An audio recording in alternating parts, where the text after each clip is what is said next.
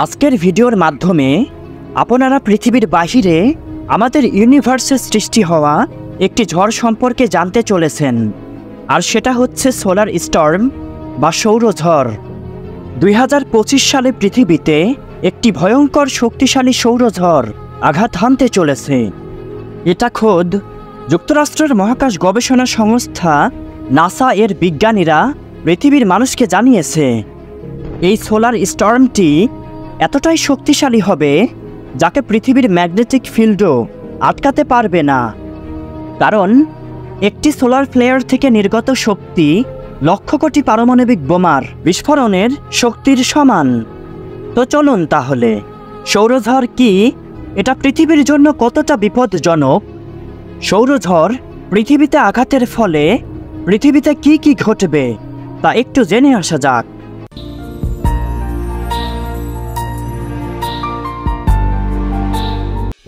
সূর্য থেকে নির্গত তীব্র ইলেকট্রোম্যাগনেটিক এনার্জির বিকিরণকে সৌরঝড় বলা হয়।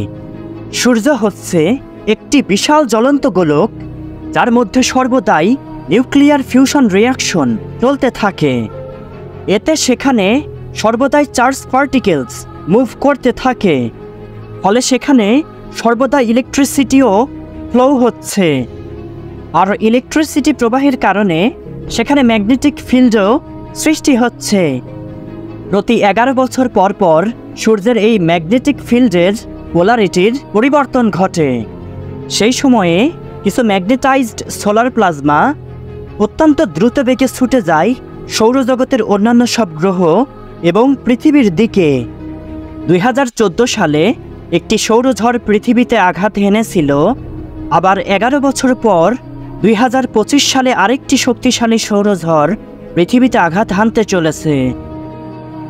সৌরঝড় পৃথিবীর জন্য কতটা বিপজ্জনক সেটা জানতে হলে আমাদেরকে ফিরে যেতে হবে ইতিহাসের পাতায়।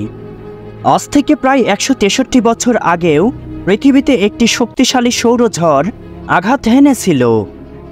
সাল 1859, 1 সেপ্টেম্বর সকাল 11:18 ব্রিটিশ জ্যোতির্বিজ্ঞানী রিচার্ড ক্যারিংটন তার টেলিস্কোপ দিয়ে সূর্যের মধ্যকার বিভিন্ন অ্যাক্টিভিটিসকে পর্যবেক্ষণ করছিলেন। হঠাৎই তিনি টেলিস্কোপে একটি খুবই উজ্জ্বল আলোর ফ্ল্যাশ দেখতে পান। সেটা দেখে লিটারালি কিছুক্ষণের জন্য তার মাথা ঘুরে যায়। এরপর প্রায় 5 মিনিট সময় ধরে তিনি আর কিছু দেখতে পাননি। সেই উজ্জ্বল আলো কোনো উল্কাপাত অথবা ধূমকেতু পারাপার হবে ভেবে রিচার্ড ক্যারিংটন বিষয়টি এড়িয়ে গিয়েছিলেন। আসলে তার দেখা সেই উজ্জ্বল আলোটি ছিল সোলার প্লাজমা বম্বের আলো, যেটা সোলার স্টর্ম হিসেবে বহু আগেই কোটি কোটি কিলোমিটার পার ঘন্টা বেগে পৃথিবীর দিকে যাত্রা শুরু করেছিল। এর ঠিক পরের দিন 2 সেপ্টেম্বর 1859 সালে যখন সেই সোলার স্টর্মটি পৃথিবীর ম্যাগনেটিক ফিল্ডের সাথে ধাক্কা খায়, তখন পৃথিবীর চারিদিকে মনোমুগ্ধকর বিভিন্ন রঙের অরোরাস দেখা দিতে শুরু করে। সেটা দেখে মনে হচ্ছিল যেন কেউ আকাশকে বিভিন্ন বর্ণিল রঙে রাঙিয়ে দিয়েছে। সেই অরোরা এতটাই উজ্জ্বল ছিল যার প্রভাবে সেই রাতটি পুরো দিনের মতো উজ্জ্বল দেখাচ্ছিল। তবে একটি মজার ব্যাপার হলো, সেই রাতে যুক্তরাষ্ট্রের একটি গোল্ড মাইনের শ্রমিকেরা সকাল হয়েছে ভেবে মাঝরাতেই মাইনিং এর কাজ শুরু করে দিয়েছিল। তারপর যখনই সোলার ফ্লেয়ারে মজুদ চার্জ পার্টিকেলস পৃথিবীর আপার অ্যাটমসফিয়ারে প্রবেশ করে, তখনই সকল ইলেকট্রিক্যাল ট্রান্সফরমার, পোলস এবং টাওয়ার সব কিছুতে আগুন ধরে যায়। সকল কোম্পানি, ফ্যাক্স এবং টেলিগ্রাফ সিস্টেম বন্ধ হয়ে যায়। শুধু তাই নয়, সকল ইলেকট্রনিক ডিভাইসের মধ্য দিয়ে হেভি ওয়াইট মারাত্মক কারেন্ট প্রবাহিত হতে শুরু করে। ফলে হেভি কারেন্ট শকে তাৎক্ষণিক হাজার হাজার মানুষের মৃত্যু হয়। হসপিটালাইজড হয়ে বিদ্যুতের অভাবে চিকিৎসাহীন অবস্থায় আরও বহু মানুষের মৃত্যু হয়।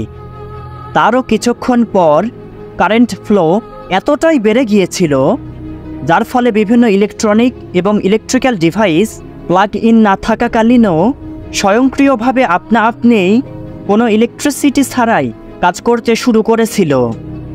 পরবর্তীতে যখন এর শক্তিমাত্রা আরও বেড়ে গিয়েছিল, তখন পুরো দুনিয়া বিদ্যুতের অভাবে অন্ধকারে ছেয়ে গিয়েছিল। এখন স্বাভাবিকভাবে একটি প্রশ্নের উদ্ভব হতেই পারে যে এই ধরনের ভয়ঙ্কর সৌরঝড় পৃথিবীকে তো ধ্বংস করে দিতে পারে, তাহলে 1859 সালের সৌরঝড়ে সেরকম কিছু ঘটেনি কেন? আসলে 1859 সালে হওয়া সেই সৌরঝড় অতটাও শক্তিশালী ছিল না। সেই সাথে 1800 শতকে সবেমাত্র বিদ্যুতের আবিষ্কার, সেটাও একদম প্রাথমিক পর্যায়ে ছিল। কিন্তু বর্তমানে 87% পৃথিবী পুরোপুরি বিদ্যুতের উপর নির্ভরশীল। এখন 2025 সালের আসন্ন সৌরঝড়ের কথা বলা হলে খোদ নাসার বিজ্ঞানীদের মতে 1859 সালের সৌরঝড় থেকেও 2025 সালের সৌরঝড় 100 গুণ বেশি শক্তিশালী হবে। আর শক্তিমাত্রার দিক থেকে তুলনা করা হলে 1859 সালে হওয়া সৌরঝড়ের থেকেও 2025 সালের সৌরঝড়ে 1000 গুণ বেশি ধ্বংস ও ক্ষতি হবে, যেটা পৃথিবীবাসীর জন্য অনেক বড় এক চিন্তার বিষয়। যদিও নাসার বিজ্ঞানীরাও এটা নিয়ে খুব চিন্তিত হয়ে আছে। এজন্য নাসা সোলার ফ্লেয়ার এবং রেডিয়েশনকে অবজার্ভ করার জন্য অ্যাডভান্সড কম্পোজিশন এক্সপ্লোরার স্যাটেলাইট সূর্যের উদ্দেশ্যে লঞ্চ করে দিয়েছে। কিন্তু এখানে একটি সমস্যা হবে, যখন স্যাটেলাইট সোলার ফ্লেয়ারকে ডিটেক্ট করে সেই ইনফরমেশন পৃথিবীতে পাঠাবে, তখন আমাদের হাতে সময় থাকবে মাত্র 30 মিনিট। ওই সময়ে পৃথিবীকে সৌরঝড়ের বিনাশের হাত থেকে বাঁচানো একেবারে অসম্ভব হবে। এবার ধরুন 2025 সালের সেই সময়ও এসে গেল, পৃথিবীর দিকে সৌরঝড়ও আঘাত হানল, তাহলে পৃথিবীতে কি কি ঘটবে? প্রথমেই সৌরঝড় পৃথিবীর ম্যাগনেটিক ফিল্ডের সাথে ধাক্কা খাবে। এরপর সোলার ফ্লেয়ারে মজুদ চার্জ পার্টিকেলস পৃথিবীর বাইরে ঘুরতে থাকা স্যাটেলাইটগুলোকে ধ্বংস করে দেবে, যার একটিমাত্র টুকরো 3টি বড় বড় শহরকে ধ্বংস করে দিতে পারে। সেটা দেখে তখন মনে হবে যেন পৃথিবীতে উল্কার বৃষ্টি শুরু হয়েছে। পৃথিবীর বাইরে এরকম 5500 স্যাটেলাইট ঘুরছে। সেই সব স্যাটেলাইট বিধ্বস্ত হয়ে অগ্নিঝড়ের মতো পৃথিবীতে পড়তে থাকলে কি কি ঘটবে তার আন্দাজ করাও সম্ভব নয়। আর যদি এর থেকে কোনোভাবে পৃথিবী বেঁচেও যায়, তাহলে এই জিওম্যাগনেটিক স্টর্ম থেকে যে হাই ভোল্টেজ কারেন্ট উৎপন্ন হবে, সেটা সমস্ত ছোট বড় ইলেকট্রিক্যাল ট্রান্সফরমার এবং ডিভাইসকে জ্বালিয়ে ধ্বংস করে দেবে। ফলে পৃথিবী থেকে ইলেকট্রিসিটি আউটেজ হয়ে যাবে, বিশ্বব্যাপী ইন্টারনেট ব্যবস্থা ধসে যাবে। আর যদি পৃথিবীতে ইলেকট্রিসিটি এবং ইন্টারনেটই না থাকে, তাহলে আজকের আধুনিক দুনিয়াও আস্তে আস্তে একসময় তা নিঃশেষ হয়ে যাবে। আর এর প্রভাব পড়বে পৃথিবীর জিডিপি, ট্রান্সপোর্টেশন, চিকিৎসা ব্যবস্থা এবং পুরো জীবজগতের উপর। আধুনিক পৃথিবীর সব কিছুই আনকন্ট্রোলেবল হয়ে যাবে। আরও কি কি হতে পারে সেটা পৃথিবীবাসী কল্পনাও করতে পারবে না।